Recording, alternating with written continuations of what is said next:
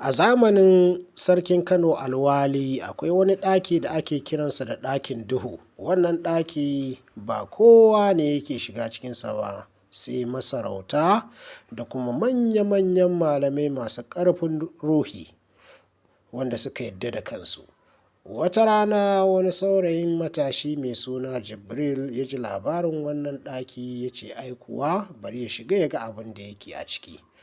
Ya lallaɓo ya fito daga gidansu ya nufi inda wannan ɗaki yake. Ai kuwa daga zuwansa bakin wannan ɗaki sai ƙofa ta buɗe. Jibril ya shiga cikin wannan ɗaki, ƙofa ta ja ta rufe. Yana shiga wannan ɗaki sai ya ji wata murya mai ƙarfin gaske ta ce, "Me ya kawo ka nan gurin?" Jibril ya ruɗe cikin firgici ya ce, "Na zo don in ga menene a ciki." Ai ko daga wannan lokaci Jibril ya ɓace ba shi babu labarinsa. Aka sa masana suka yi ta bincikawa ko za su gano shi, har yanzu ba a gan shi ba. Sarki ya sa aka kulle wannan ɗakin. Labari ya watsa gari, kowa ya shiga cikin firgici da al'ajabin abin da ya faru a kan Jibril.